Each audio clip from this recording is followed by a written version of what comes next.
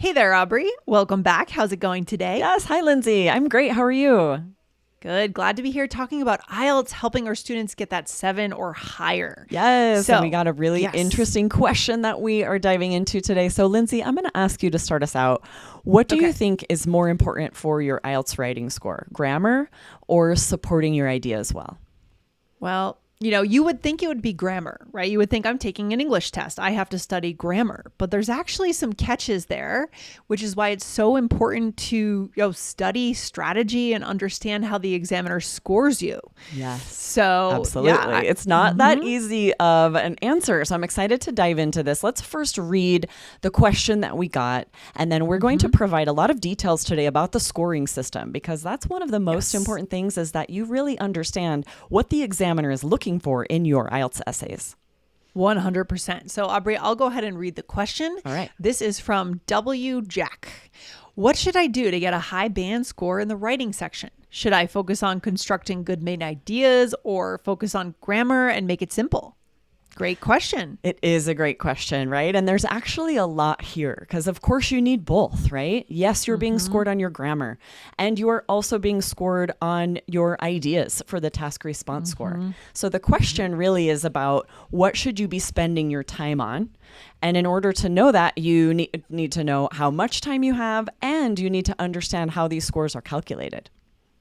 Yeah, because when we start to talk about time, our listeners are busy. They have families, they have jobs. We don't have time to mess around here, right? We're adults. We're not necessarily in high school or middle school where we have the whole day free. So we can't afford to waste time on the wrong things, Aubrey. Exactly. You have to be really savvy about how you spend your time. And so let's first dive into grammar. We want to make sure you understand the grammar score, and then, thinking about how much time would it take to improve it, even just one band score. So first of all, Lindsay, a band 5 in grammar, what does this look like? Well, what happens here, the reason an examiner would give you a band 5 is that you understand and you use just basic grammar structures. Right. You may attempt complex structures, but they usually have errors, okay? Yes, and then you also go ahead. Yeah, you also make frequent mistakes that might affect your clarity. Things like verb tense, subject-verb agreement, article use, punctuation, word order. You're making frequent mistakes. Okay? Exactly, right. A lot of mistakes, and you can still score a band 5 in grammar. Yes. And then band 6, you are attempting simple and complex sentences, but there still will be noticeable grammar errors. But the difference is that these won't seriously affect meaning, whereas in band 5, they might, right? So for a band 6, your range is wider. Accuracy is still a weakness, but there are more complex structures, even though many of these have errors. But your basic grammar is mostly correct. So less errors with verb tense, subject, verb agreement, etc. Yes, let's talk about the magical band 7, right? That is the one that many people are looking for. With this band 7, the errors are less frequent and they're less disruptive, right? They don't mess up everything you're trying to say and make it confusing. Exactly, right? A band 7 exhibits a really good range of simple and complex sentences. Most of them are accurate. You're using a wide range of verb tenses, the conditional, whatever is appropriate for the sentence. There still will be some errors with complex grammar, but they don't reduce clarity, like you were saying, Lindsay, right? But there'll be minor slips, errors with prepositions, articles, collocations. A band 7 is difficult to achieve. Most students score band 6 in grammar. It can take studying grammar, studying English years and years in order to get that elusive band 7, because you just can't make a ton of errors to score a 7.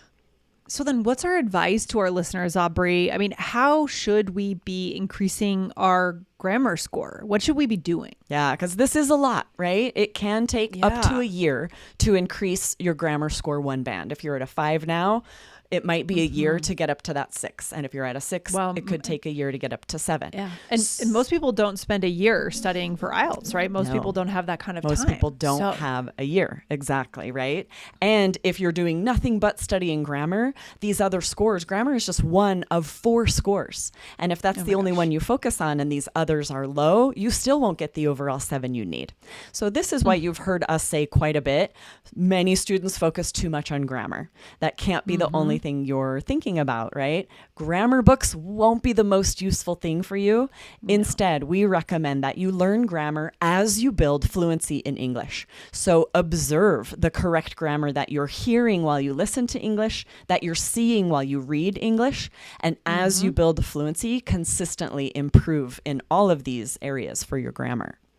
I like that approach. So it's kind of learning in a passive form, but you're not just reading, writing in your daily life, but you're also practicing for the reading test where you will observe correct grammar, right? Exactly. So we're not saying don't spend any time on grammar, but rather than say, okay, for an hour today, I'm going to study grammar. And then you're studying verb forms and checking sentences.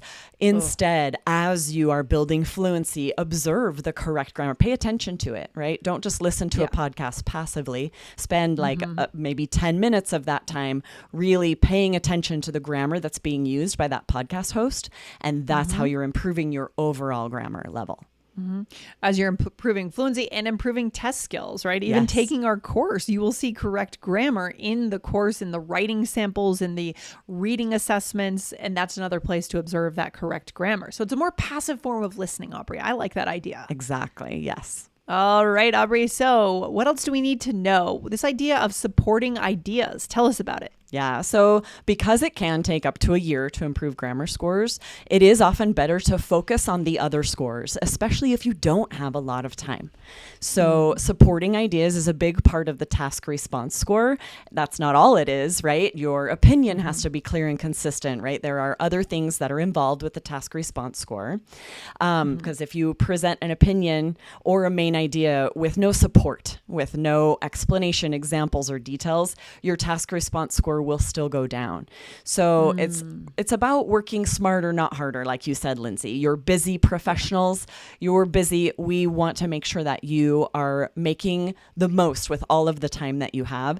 And this is a valuable way to spend your time, is to make sure that you know how to brainstorm an essay, come up with solid main ideas, and support those ideas so that you can score an 8 or even a 9 for the task response score and boost your overall writing score.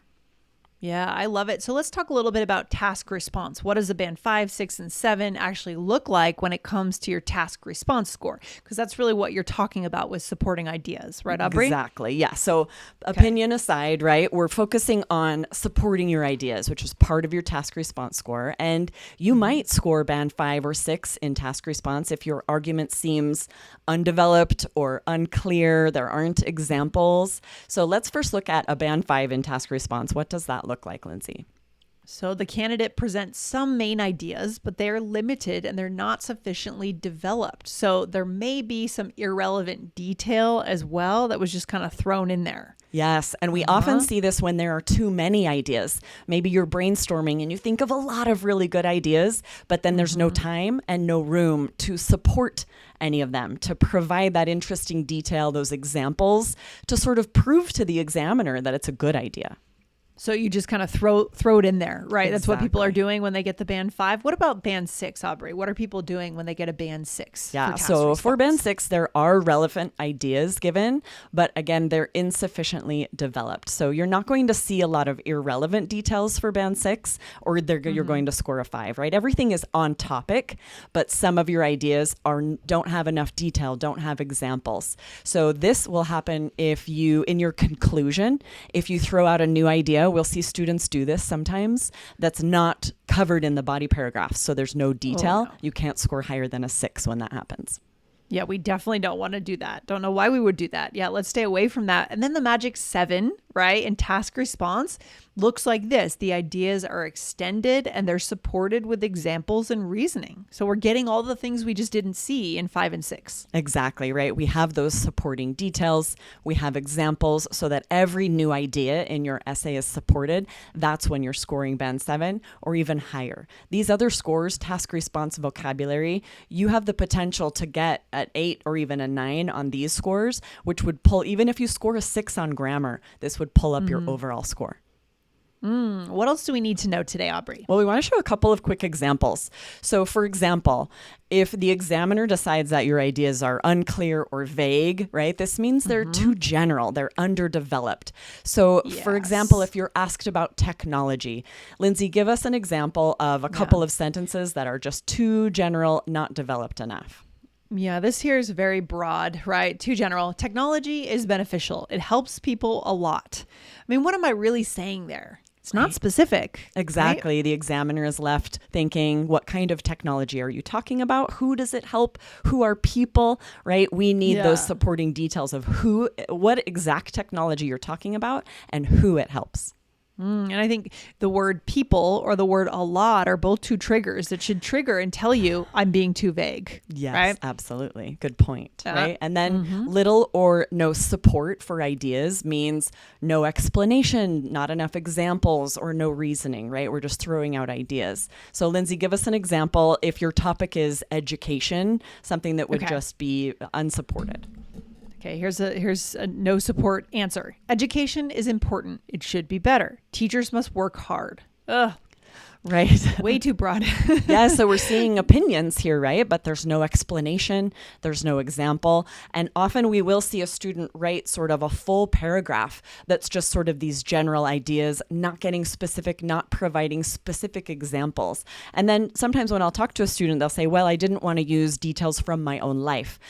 This is different from academic writing. The instructions for IELTS writing tells you use details, use examples from your own experience. So absolutely, you can use examples from your life. Yes, I don't know who's telling people not to use examples from their lives, right? It could be there are teachers out there saying that, or you've possibly learned about academic writing, which will discourage this. IELTS writing is different. Totally. What about unsupported ideas? Yeah. So, for example, if your essay is about public transit, maybe, an unsupported idea would be governments should invest more in public transport. It is better for everyone. So just very general, not providing any specifics here. And Lindsay, give us the same idea, but a well-supported idea. Okay, we can make this a supported idea by saying government should invest more in public transport because it reduces traffic congestion. For instance, cities like Tokyo and Singapore have efficient train systems that encourage people to leave their cars at home. So we just pull an example, right, of cities in the world where it's working. Right? Exactly, right? You have a why, right? You're giving the examiner proof that it's a good idea, an example of somewhere where it actually affects real people, right? All right. And then another liability is irrelevant or off-topic ideas, Aubrey. Yes, which does happen a lot. So let's say the task is some people think schools should focus on science. To what extent do you agree or disagree? What would be an answer that would be completely off-topic? Okay. Science is important. Art and music classes are also extremely vital for young adults. So I'm moving from science. I didn't build that out at all. And I moved into art and music. Yes. And this does actually happen a lot because often a student will read a topic and they'll feel like, okay, I answered that question. I said science is important, but I feel more passionately about something else. And then they'll start writing about maybe art and music or a different kind of technology than is being asked about. And suddenly your whole essay is off topic. I could see how that could happen. There's a real temptation to talk about what we know, but that doesn't work. That doesn't get us the score we need. Exactly. Okay? All of your ideas have to be on topic. They have to be answering the question that you're asked. So refer back often to the topic, read it again, make sure that your brainstorm and the ideas that you're giving, the supporting detail is on topic, is directly answering that question. Yes. And before we finish up with today's episode, let's go over, when we do finish, let's go over to IELTS Energy 1517 and check out this episode. Can't get the 7 you need on IELTS Writing Task 2, 3 tips. All right. Yes, that was an amazing episode. Scroll up if you missed it for some very important tips to push your score up to the 7. So many of our students are stuck at that 6, and there are specific things that you can do, even if you're taking the exam within the next few weeks, that could push you up to that 7.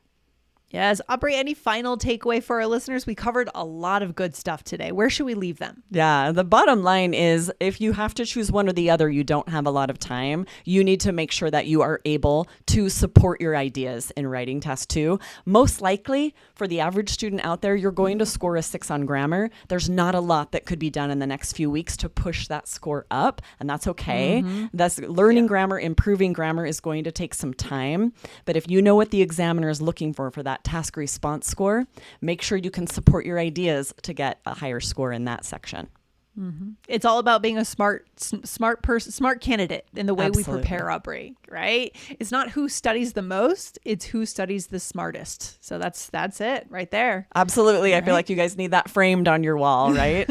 Study smarter, not harder. Yes, for sure. Aubrey, thanks for being on the podcast today. I'll see you very soon. Yes, awesome. See you guys next time. All right, bye.